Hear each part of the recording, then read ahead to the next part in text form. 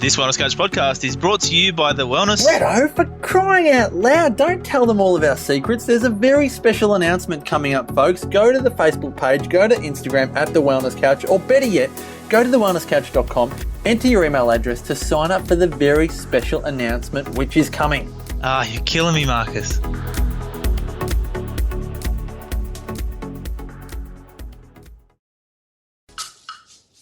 TheWellnessCouch.com, streaming wellness into your lives. Welcome to Nourishing the Mother, featuring your hosts Bridget Wood and Julie Tenner.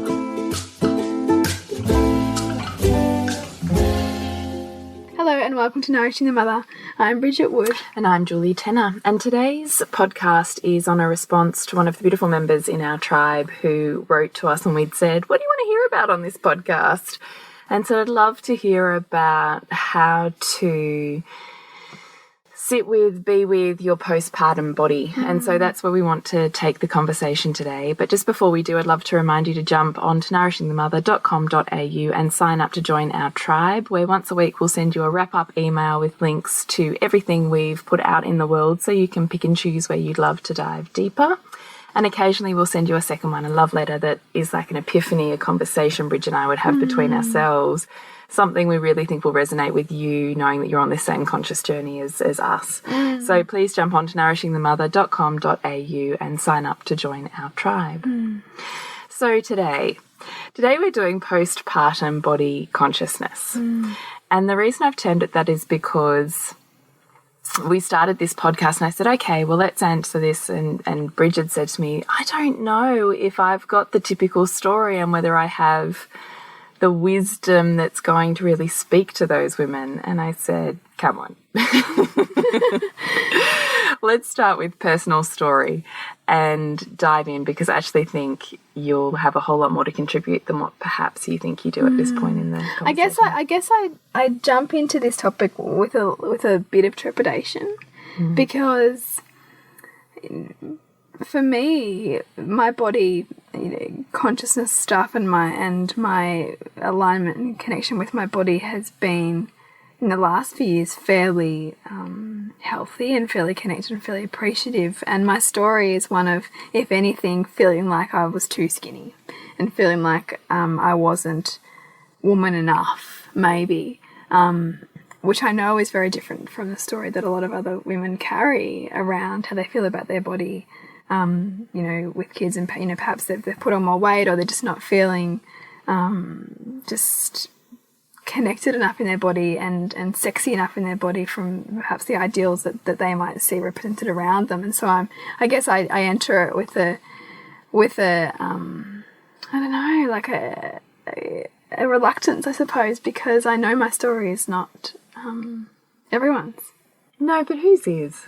So let's just start there, because I'm actually really interested in, I know, we've talked a lot in previous podcasts around your infertility journey. Yeah. And that largely a portion of that was reconnecting with your feminine and with your, feminine essence and sensual side and the fertility aspect of the feminine, really, isn't it? The embodiment of the roundness and the fact that you had enjoyed being, round and I love that. almost swollen in this, fertile goddess kind of manifestation. And that was a real source of joy for you. Me, yeah, absolutely. And I think particularly with my first pregnancy, that was when I felt the most womanly I'd ever had in my life, because I used to get teased for having chicken legs and really not having any boobs and just really not feeling particularly womanly in the, stereotypical way.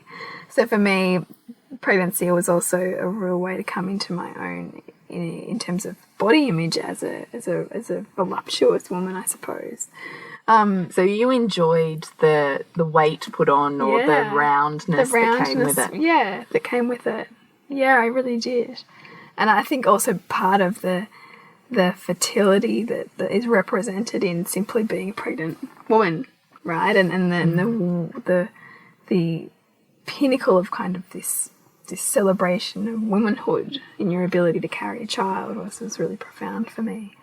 And I guess my story around how I feel about my postpartum body, particularly this time, is is probably my stomach, but from the perspective of it, like I've got a belly button that you can like see through clothes.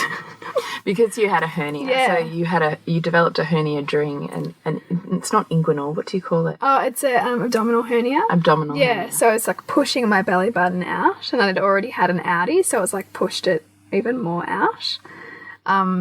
And I've still got like maybe a 1 or 2 finger separation. Do you still have a large, because you had like a 7 finger separation. Yeah, like the midwife was like, oh my God, I've got to show the other midwife. Like they'd never seen one as big as as big as mine. So it's come back in a lot. Yeah. But it's still there. So I'm still working a lot on that. But because of that, that means that my core is not that strong. And so that I can look about 5 months pregnant all the time, particularly because I'm quite, thin out in other ways. So it kind of looks like I'm pregnant again in some ways if I'm not kind of sucking my stomach in. And how do you feel about that? Well, I haven't given it a lot of thought in terms of people's perception of me being pregnant again, but rather just how do I feel about it in my own body, that it's there, and that there's kind of, for me, still healing that's happening that doesn't seem to be happening as quick as I would like it to. I think if someone asked if I was pregnant, I'd be quite happy to have the conversation about, oh, well, did you know what happens with women's bodies is actually they don't go back to the way they were sometimes, believe it or not. Oh man, I've got a killer story for you on I that do? one. Yeah. I was, I coach my daughter's basketball team, and it's a mix of top age and bottom age girls. Yeah. And the top age girls are in the same class as my son, but there's, I don't know what the PC word is. Don't use more the PC sexually one. advanced girls than where I would say either of my children are at. Yeah. Just to kind of paint the picture. Yeah, I can I'm picking it up. So I'm still coaching postpartum, right? So I just used to chuck her in the sling. Oh, I still do. Chuck her in the sling, and I'm on the basketball court running drills and whatever. And same deal. My core hasn't gone back yet, and I've still got that kind of squishy tummy thing going on. Yeah. And like I haven't even got enough abs there to actually suck my tummy in. So even if I wanted to, I couldn't. Like it just is, you know. And one of the girls turned around to me and goes, "Oh, Julie, you still look like you're pregnant." What did you say to that? Well, I literally felt like I had this conniption for a moment where I'm like a cartoon in my own head going, just shut the fuck up, like this. And then on the outside I'm going, well, you know what happens with women's bodies? And on the inside I'm going, you fucking just, bitch. yeah, cage your inner teenager, Julie. And that's where I was. So I was like, I went with, well, you know, when you have a baby, your body stretches so far and it's got to come all the way back in blah, blah, blah, blah, blah. Yeah. And then one of the other girls whose mum had just had a baby goes, oh, not my mum. Her body's gone straight back to normal. Right in the guts. I went, run. Harder, faster. Drop, give me 20. But that's what that story just reminded me of. So when someone says to you, oh, you still look pregnant, would you feel funny? No, I've had that. Ouch, teenage girls, huh? Preteen girls. Yeah. No filter. No filter. And it just made me really realise, I was speaking to another mum about it. And she's a friend who's a school teacher and does health ed / sex ed with high school students. And she came at it from the perspective that because I said to her, how would you have handled it? And she said, well, I definitely wouldn't have done the whole, you know, women's bodies change, blah, blah, blah speech. She said, I would have just said, it's really inappropriate to talk about other people's bodies.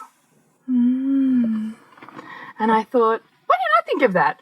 Of course it is, because it's not, like, we've got to teach these children that it's not okay to put out there your thoughts on someone else's body. It's true. I mean, it's even if it's your 3-year-old and that's kind of what you expect, but when they're saying that when they're 10 or 11 or 12, that is absolutely a moment for education, isn't it? Yeah. Yeah. An education in the kind of pull your head in. Angle. Yeah. Anyway, I just thought that story, actually, I don't even know why it's relevant to this podcast. No, but it is, though. I mean, it still is, because ultimately, and this is where the conversation's going to go, if we are perhaps on some level feeling uncomfortable within our bodies, then likely the outer world will reflect it on some level through interactions like that. If we're aware of how, you know, perhaps we want to be, you know, perhaps looking better, feeling better, you know, changing things, then people are going to come into our world to help us kind of look into that and balance that and understand that, you know. So I probably would say that that would be an example maybe for you around how you're feeling about it. Yeah, definitely. Yeah. Yeah, which will come to me later. Let's finish. Let's come back to you. Yeah. What else am I saying about my story? I don't know. I was just interested. So you recognise that you have a body that isn't where you would ideally like it to be, and that, in inverted commas, still looks pregnant or, you know, fat in inverted commas, which is stereotypically normally the thing that makes women crumble. Yeah. So I'm interested in why for you it doesn't. You've taken it as, oh, I've still got some healing to do, versus I'm not attractive, sexy, I don't look good in clothes. I don't know. Yeah. I'm trying to think why that would be. I mean, I think that there's a couple of angles to it. One is probably that I recognise that no matter what I do to my body, there'll always be parts of my body that I don't like, and there'll always be parts of me that I would change. And so knowing that has made me more accepting of the body that I have and like the appearance that I have.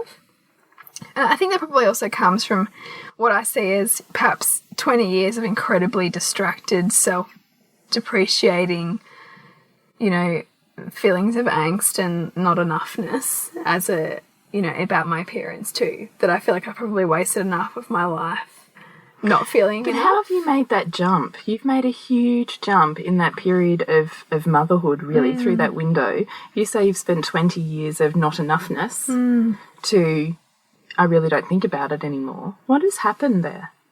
I don't know. It's a very good question, though. I think I'm probably also really fortunate that my husband affirms me a lot, so that I don't really have, you know, any sense that I'm not enough for him or for, I guess, that most intimate relationship to me.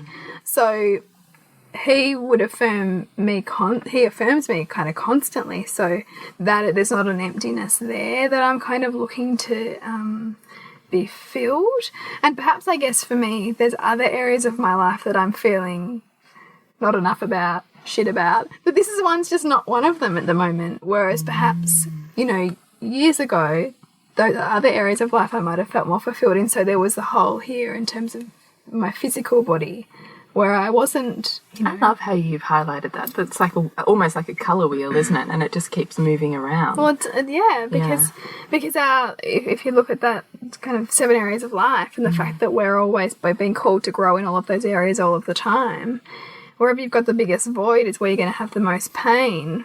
And so my void and my pain is just in a different area of life at the moment, whereas, you know, for 20 years, maybe it was in physical area of life. And so because I'm tackling another area of life, I have a sense of fulfillment on some level here.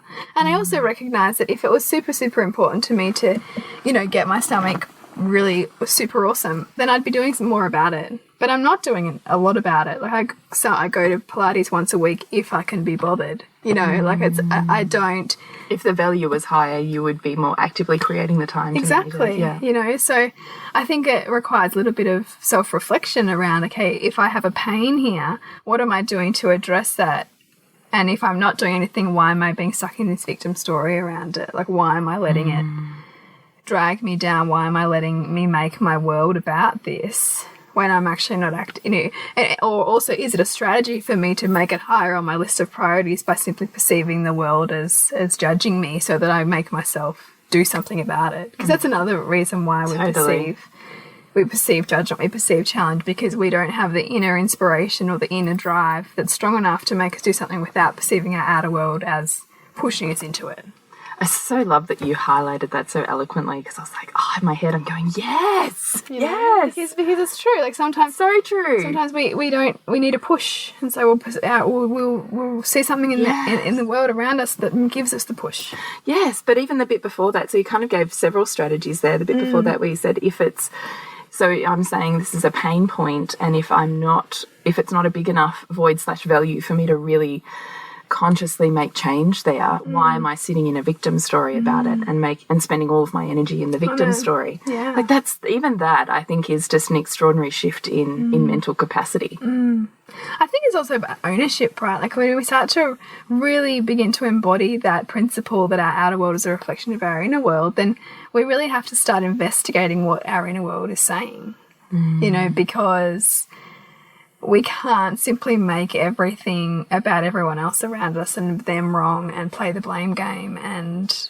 you know, have this theory that life's against me if we don't, if we are taking responsibility for what, you know, our own reflections are like. And, you know, our psyches are pretty genius around the kind of strategies that we employ to get ourselves to do things. Like if we perceive that we're not dedicated enough to do something on our own and be motivated enough on our own, then we'll kind of create a scenario in which to make us do it. Because we ultimately want to do it, but we're just not prioritizing enough to We're not consciously doing it, so we'll create unconsciously a place in which we have to. Yeah. Yeah. That's my kind of view on it anyway. Yeah, I love it. Now let's segue back to you again. Yeah. So postpartum body. So you don't feel any inadequacy being naked or being fully seen by your partner or by yourself? No, except for maybe feeling a bit skinny at the moment. Yeah, tell me about that. Well, I can see my chest bones, so I feel pretty skinny. and that is probably from a, you know, like a childhood story around not being woman enough and kind of being a bit kind of waif-like and just not being, I don't know what the word is, but really feeling kind of small in myself and not expanded and like voluptuous, I guess. And also, I mean, I definitely know, like particularly with my first pregnancy and like breastfeeding journey, I loved the fact that like my boobs were bigger when I would breastfeed, and I really had a hard time when I weaned, like how much I just had no boobs. Like I really had to just accept the fact that I may be an A cup for the rest of my life. So how was that? Can you sort of sit there in terms of what your thought processes were or your body sensations around your breasts at that time? What the inner dialogue was?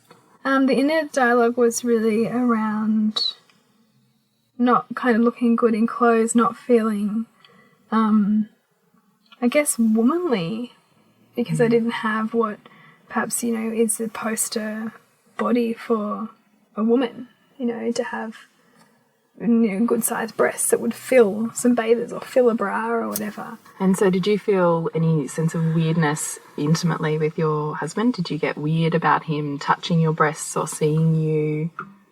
Probably a little bit. And I notice if I have done that, I notice like my shoulders kind of go forward a little bit more. You know, because I'm kind of like just not hiding, but not kind of standing up and saying, so this is how I am. I guess it's hard to put myself there because I don't feel like I'm there at the moment.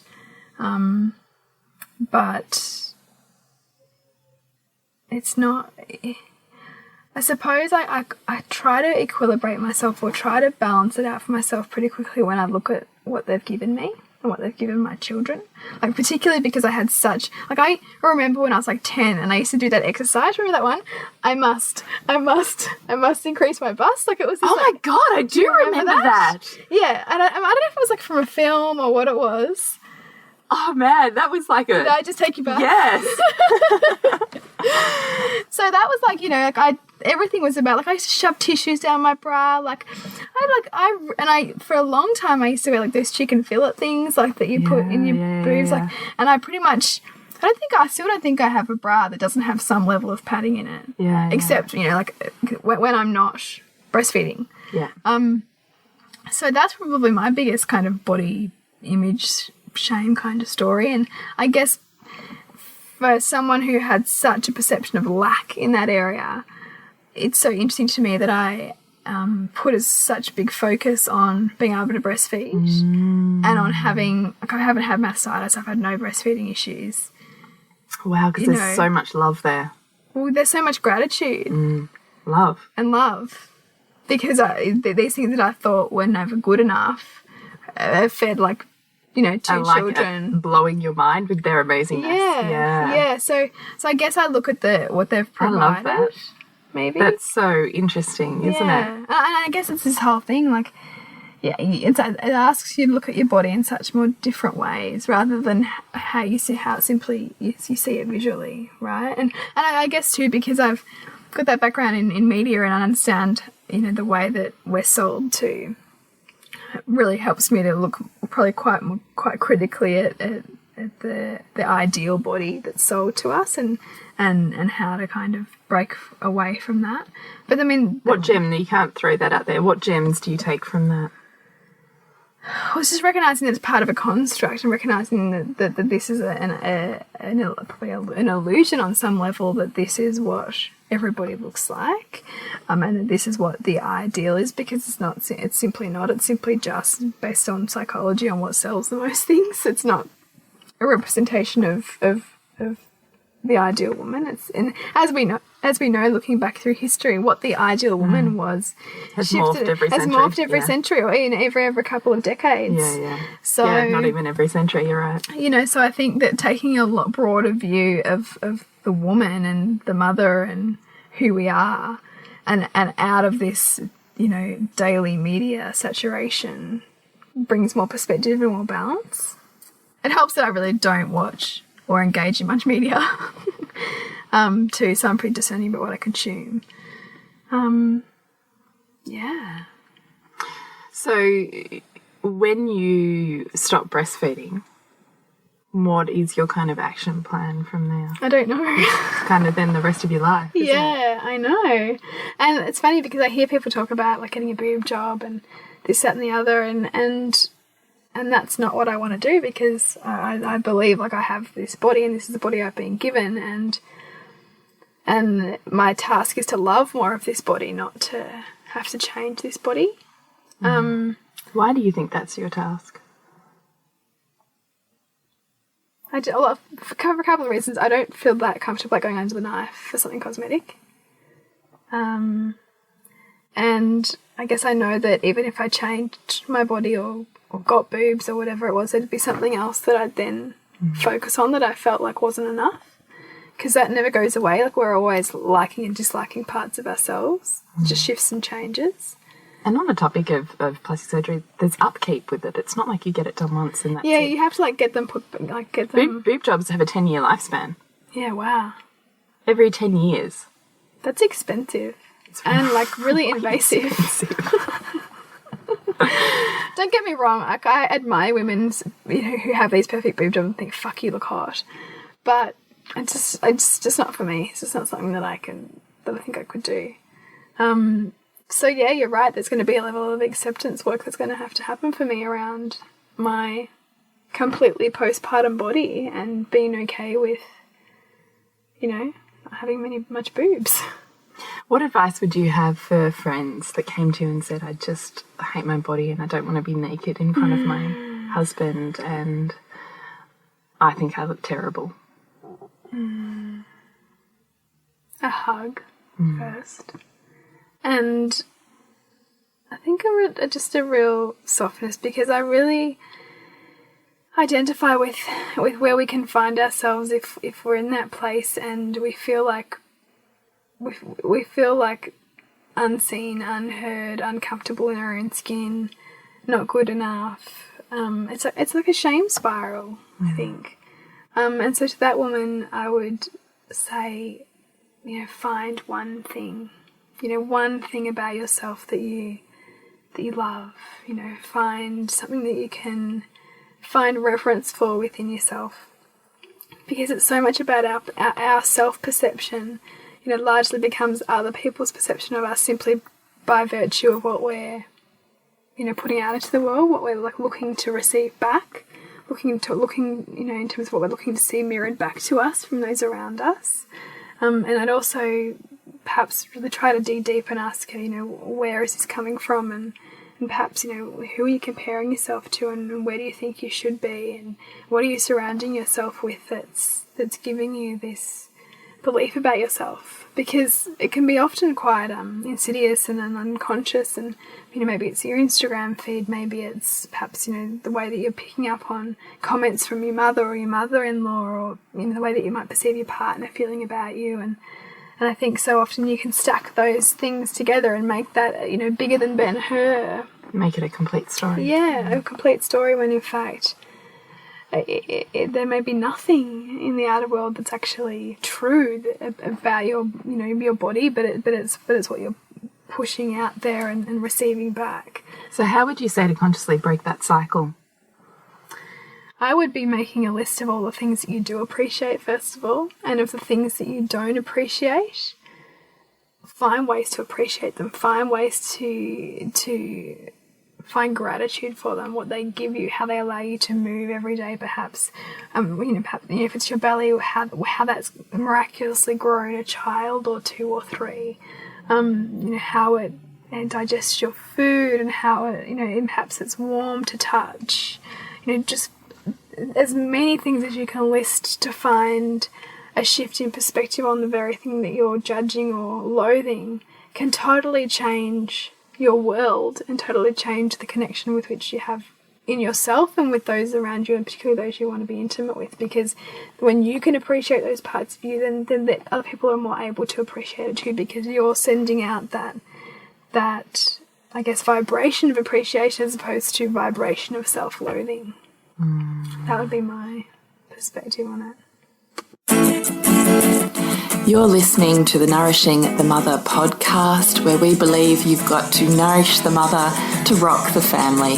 And with that in line, we would like to remind you that on nourishingthemother.com.au/products, we have a series of little inspirational PDFs, downloadable audio series, lots for you to actually look at if there's something you'd love to dive a little bit deeper into, from consciously questioning your child's behaviour to flipping your birth, to our motherhood survival hacks, to the downloadable Flip Your Finances and Relationship Rescue series.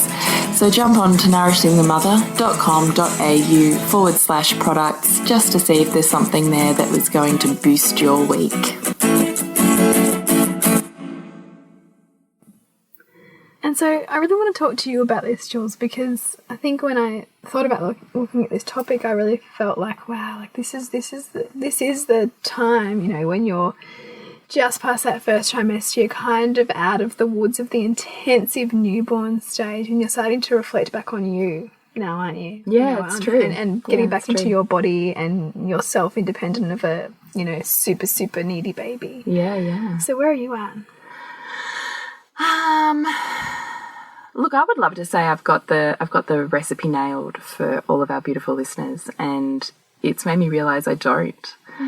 Which, I mean, I'll come back into the pain of it for sure. I'm willing to go there, but I also just want to balance that out by I'm not sucked into that vortex the way I think I previously would have been, because body image has been, a huge void. We're talking about voids and values, a huge void for me in my lifetime.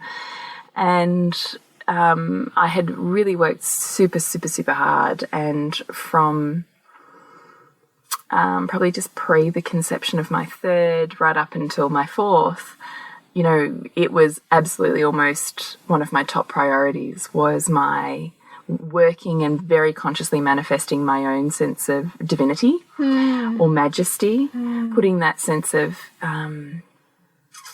just pride and magnificent kind of placing it back in my body where I felt like it had never belonged, almost like a gemstone key that was just clicked into place. And I worked really hard to put that back into my body. And along that journey was the health journey, where I moved so much from health being the thing that I do because I put in these nutrients and it equals this output, versus the thing that I embody. And the real connection to pleasure, which I'd never allowed myself in my lifetime before. And one of the greatest revelations I had was that, I strived for this version of, not sexy kitten, but this kind of, sexually embodied woman. But the representations I had were fairly unembodied, they were very kind of porn industry based. You know, it was very much about the physical body and what you look like and how you act, as opposed to how you feel and how that creates almost like an energy vortex in itself. So, you know, really, what I see is kind of like the shallow version versus the how do I focus on my magnetism. Yeah, yes, exactly. Perfect. Yes, exactly. And so I thought I kind of had that nailed because I was feeling super empowered in that area of life. And, you know, then I've had this baby and I realised, no, I've still got shadows of that here, you know. And the thing that makes me balance that is I realise this is still more learning. So that huge void that sent me on that path to getting to a place where I've never felt more, as you put it, magnetic or electric in my body, to, you know, the void was what got me there. And so I recognised that having a void again is really just calling me to build my wisdom. Yeah. And in building my wisdom, I then have a greater body of knowledge to put out in the world as service to other women, because that's, you know, that's part of my whole And also thing. as a mother of 3 girls. Yeah, absolutely. Absolutely. So, you know, whilst I sit with, look, I've got some issues right now, I'm also at the same time, I totally understand and therefore don't feel controlled by it, that this is still serving me. I love that, because that's, you know, when you think about so much of our human nature is to run away from pain and to look for ways to avoid it. This really speaks to about sinking into it and seeing it, that there's wisdom there, even if you haven't quite got it yet. Yes, exactly. So being willing to bathe in it. Yes. And that's kind of where I find myself. And what that provides is so I'm not stuck in a downward shame spiral. And because I'm not stuck in a downward shame spiral, I can be vulnerable. I can continue to show up. And I can continue to have conversations with myself and those most intimate to me that allow me to continue to crack that nut, as opposed to shame, which keeps it all hidden and secretive and just buries deeper and deeper and bigger and bigger. So I also think that's a huge gift by recognizing the, as you say, the, you know, the conscious equilibrium that's in the pain. So where I'm at now is I feel like I don't have abs, so I can feel that I've still got maybe a 1/2 centimetre separation. So I had a 2 centimetre, I think, at the top and a 1 centimetre down the bottom. So, you know, slowly that's coming back together. I went and saw a pelvic physio, so I've been working on the pelvic floor, and now I'm at the point where I'm like, okay, I'm feeling strong enough now that I can jog. I still can't run, but I can jog and be physical in my body, and as soon as I can move my body, I start to feel really good in my body again. So, you know, just playing a little bit of sport and being able to move my body beyond where I feel I'm quite kind of with the baby still. I feel like I'm holding her, or I'm breastfeeding her, or I'm settling her, and it feels very kind of like, you know, that shoulders rounded that closed in. Yeah, I kind of feel a bit, you know, so just to be able to open my shoulders up and open my chest out and move my body in a powerful way really makes me feel really good and reconnect with my body. So I know that physical movement is a big thing for me, and if I've missed a week or so of exercise, I actually really don't feel very good in my body. And it's got nothing to do with weight loss or kilojoules in or kilojoules out. It's simply movement in my body. So I recognize movement's really important. I'm trying to stretch my chest cavity outwards just to really open up. I really love that practice. Yeah. Because I've been noticing that, because I have a tendency, and this is often like your body often mirrors your mindset. Yeah. And that tendency to roll your shoulders in. Me too. That is so incredibly powerful, just to open your chest like that and pop the shoulders back. Like it's something that you, like, it's a representation of yourself to the world, and it's also a representation of yourself to yourself, around honouring yourself, I think. I really think so too. It is definitely part of that, you know, think of the queen archetype or the goddess archetype. She's not shrunken inwards. This is who I am, and I'm outwards. And also the part that I struggle with that I still have to consciously work myself through with is that because I'm breastfeeding, I have much larger breasts at the moment, but they're at a point where I now don't like them. Really? Well, just that they're so big that I feel a bit like, you know, if I open up my chest space and actually stand up tall, I'm a bit like, whoa, that's a bit much. I've always had a hard time understanding people like that, because I'm always like, can you give me some? Like, no, I know.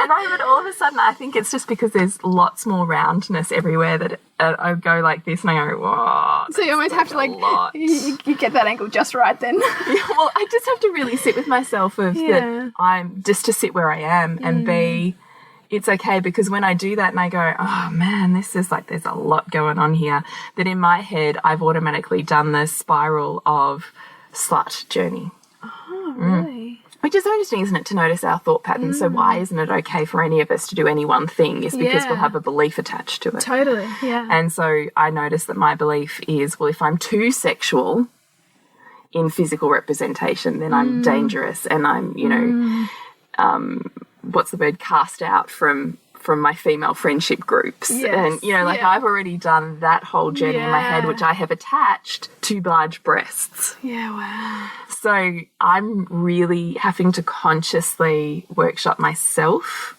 through just those practices. I think these small practices day to day are actually what build the huge changes, and becoming conscious of the beliefs behind them. And it doesn't help when people say stuff. Can I tell you, I was at a market. You'll love this, Bridget. Really? I was at a market on Sunday for our school, and I was breastfeeding my baby, and just over on the side. And this old man, it's probably our parents' age, wanders past. Can see the little legs. So I was wearing a dress, so I kind of had to pull around. So I had like a muslin over her. Yeah, yeah. Just to be, you know, so I don't feel like I've got my entire breast out in public. And so her little legs were out, and he goes, oh, you're feeding. You know, I won't come over, blah, blah, blah. And I said, oh, look, I don't really care. He goes, oh, you're not shy, you don't worry about it. And I said, no, not really. And he comes over and he goes, oh, you know, because some women do, and, you know, some women don't think it's okay. And, you know, don't get me wrong, I love a boob. Oh, gosh. Oh, my God. Oh, my freaking God. Oh my God. I'm here with my boob out. And I this moment I was like, now fuck off. Yeah. Now move away, straight man. It's too far, old man. It's too far. And how's this? Now I'm going to say the funniest bit, because I would love to hear your take on this. So he said that. I've like done this, I'm absolutely stunned silence. And then he continued, well, you know, I celebrate all of you women who, you know, breastfeed everywhere, but you shouldn't do it in Parliament. I was disgusted and he went on this like rampage. Oh my I'm still gosh. reeling from the fact that, you know, we've had this boob comment. And I went, I think it's okay. And I went to say, and he goes, no, it's not. And at that moment, my daughter had one of those epic chucks that is like a fire hydrant as I'm trying to hold her on my breast because I have boob man next to me. Yeah. And it's spraying out. Oh So I actually have to remove her from my breast because she's literally choking on the milk that's coming back up.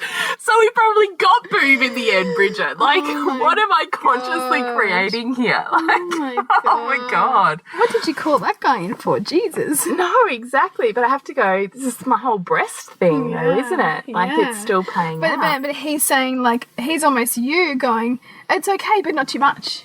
You know? Yeah, exactly. That's what he's saying. He's like, I'm a boob man and I like boobs and it'd be good on you for breastfeeding, but not there. That's too much. Yeah, you're right. That is like me. That's exactly what I'm doing. Yeah. This is good, but not too much of this. Yeah. You're Kind right. of what he You see? I knew I had to tell you for a reason.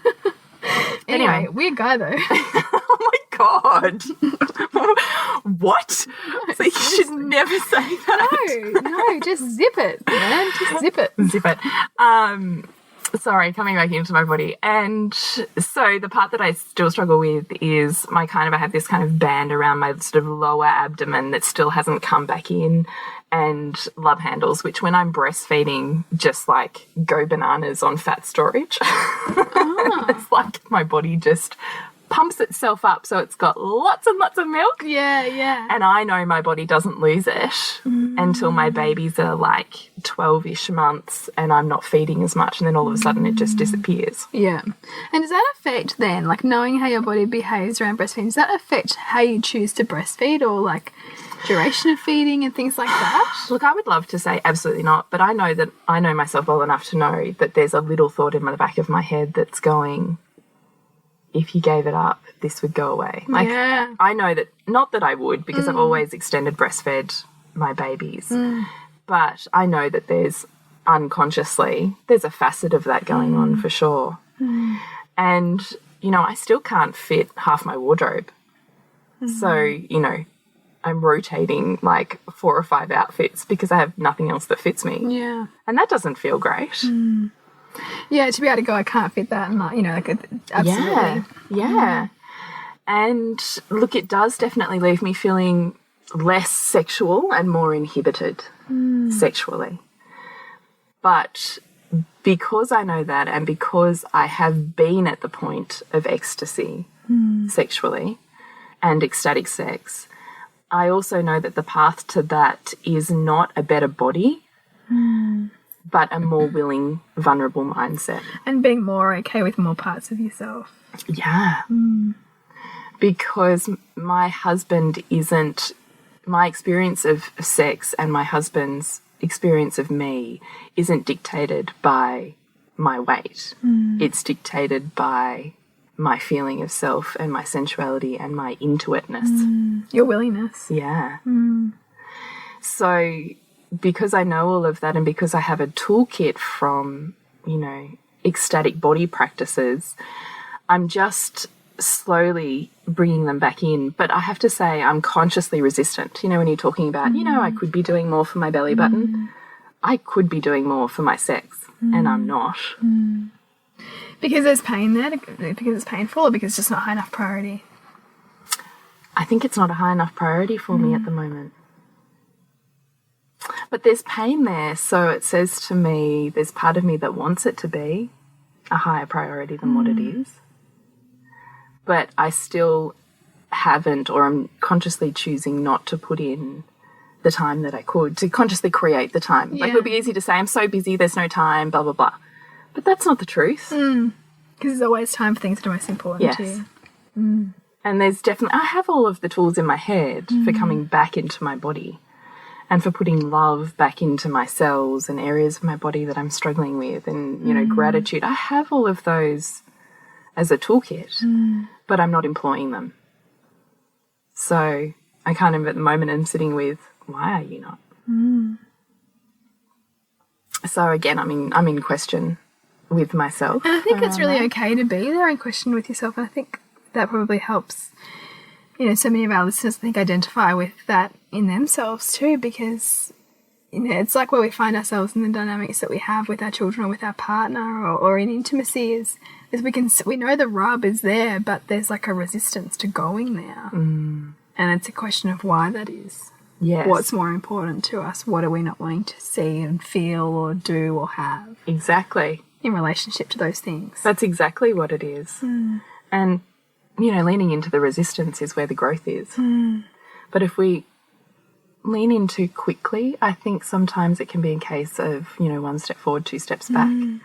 I think you're far better off to go, you know, as we've said before, go as fast as the slowest part of yourself. Yeah. Because that's what creates lasting change. You know, shocking your body from left to right isn't what creates lasting change. So bringing the consciousness factor allows me more gentleness with my body and with myself. Having a toolkit already for embodiment and love practices that, you know, we've talked about in many different podcasts, you know, so please refer back to feminine and sensuality, sexuality podcasts. You know, just slowly employing some of those. A lot of, you know, often I just forget to breathe into my body. So just reminding myself to really breathe into my body, open up my heart space, breathe, you know, lots of pink light visualizations through my breast, which funnily enough, you know, I keep getting these tiny bouts of mastitis. Like, I've got big breast things going on at the moment.